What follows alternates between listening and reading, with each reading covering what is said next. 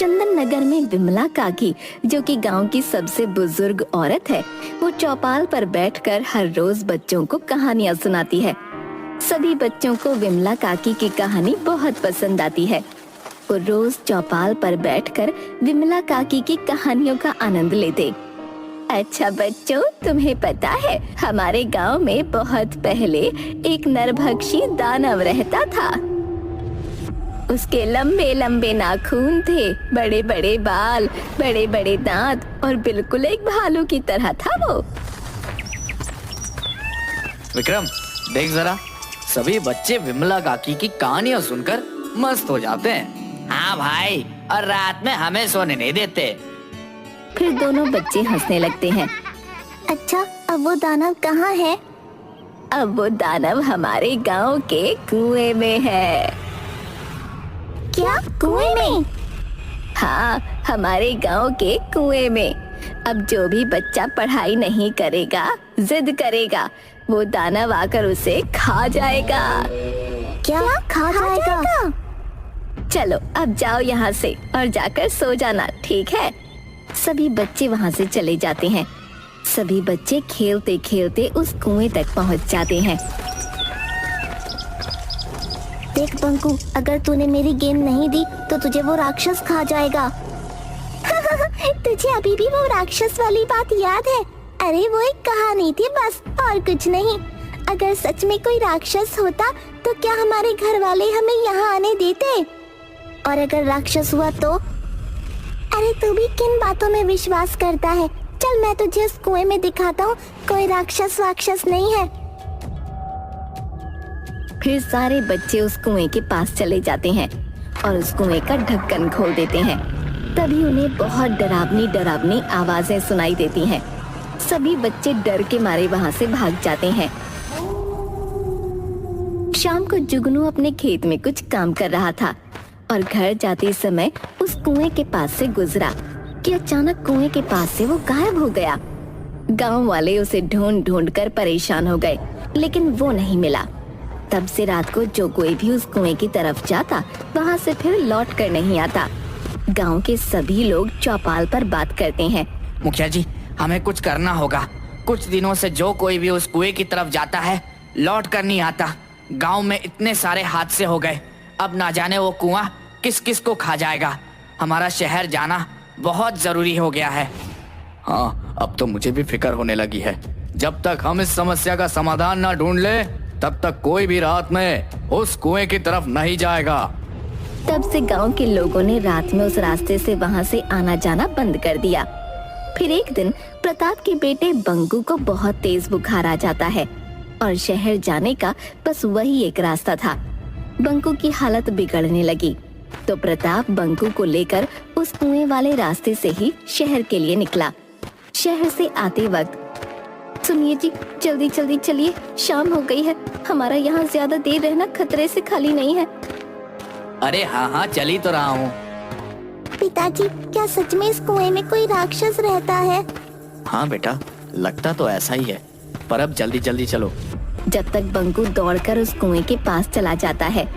अरे अब खड़े क्या हो, पकड़ो उसे, देखो वो उस कुएं की तरफ जा रहा है।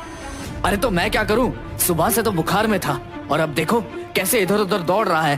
बंकू, ए बंकू, रुक जा।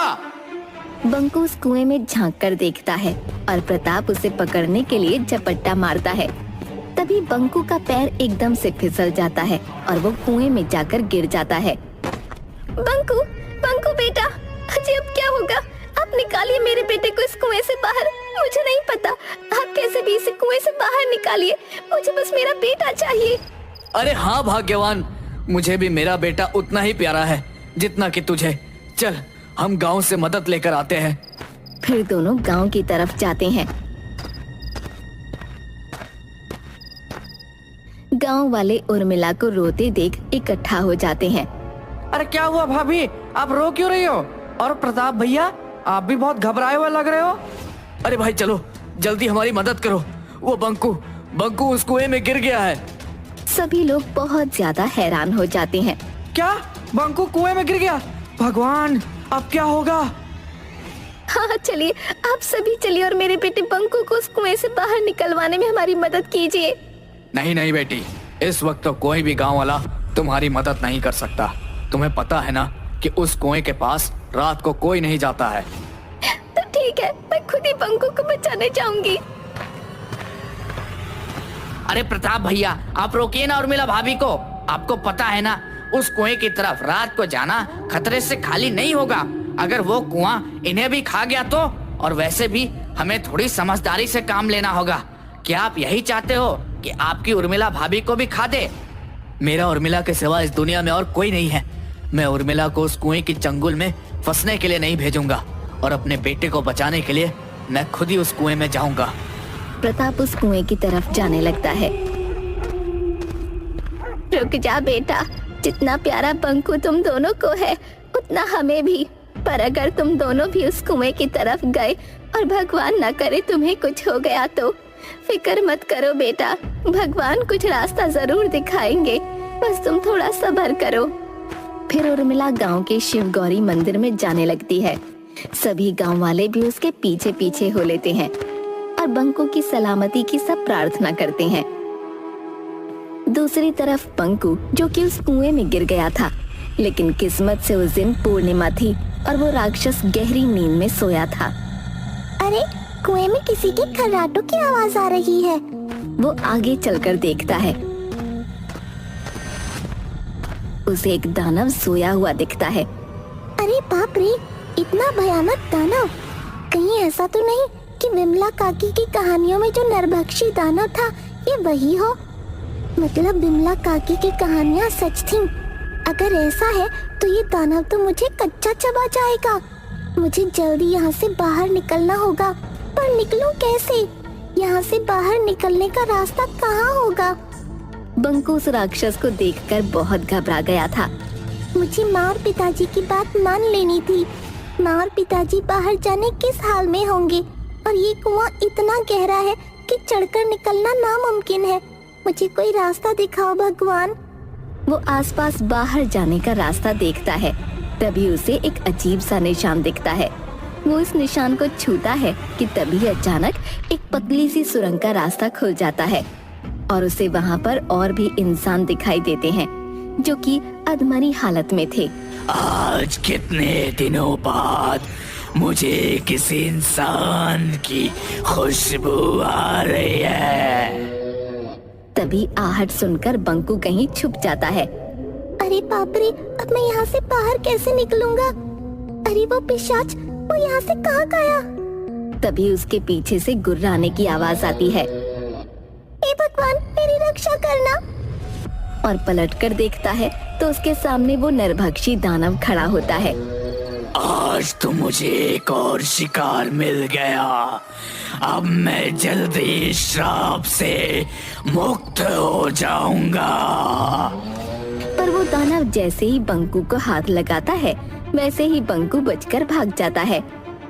अरे ये क्या हुआ? कहाँ गया वो?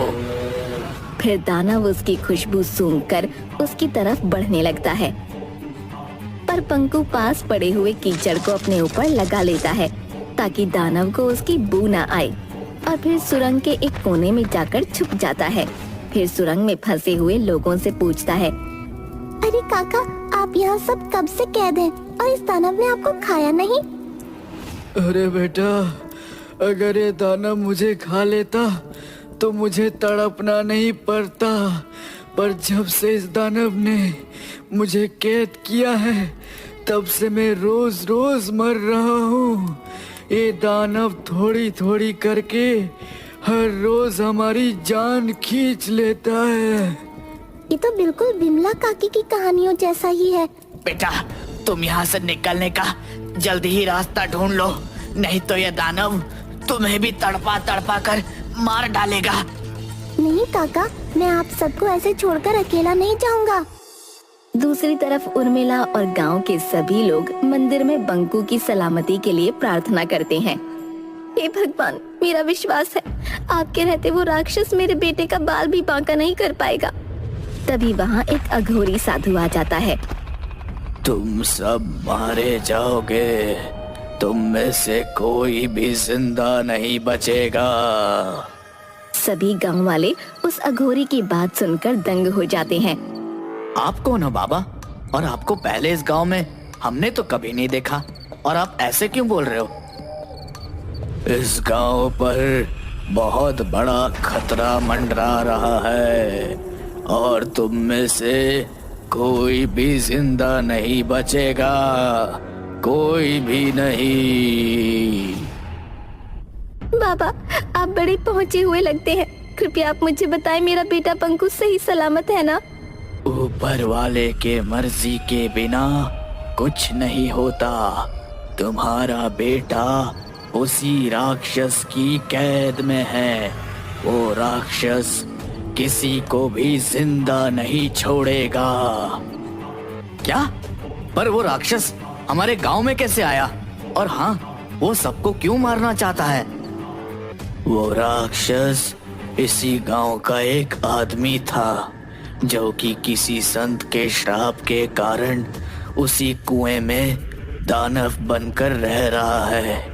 उसने कई साल शिव जी की उपासना की और खुद को बहुत ही शक्तिशाली बना लिया, और अगर वो 11 इंसानों की बलि देगा तो वो और भी ज्यादा शक्तिशाली बन जाएगा, और फिर वो उस कुएं से बाहर भी निकल सकता है। क्या क्या? पर बाबा, उसे मारने का कोई तो तरीका होगा ना? तरीका तो है विमला बहन। आप अभी उस राक्षस को मारने का तरीका इन गांव वालों को बताइए। आप विमला काकी को जानते हैं? हाँ बेटा, ये बहुत ही जाने माने अघोरी है। पर जब से उन साधु ने उस आदमी को श्राप दिया था, तब से हमारे गांव में कोई भी संत और साधु नहीं आया। पर कौन था वो आदमी, और उसे ये श्राप क्यों मिला? वो आदमी सभागन का बेटा था। उसने एक साधु की गाय को मार के उसका मांस खाया था।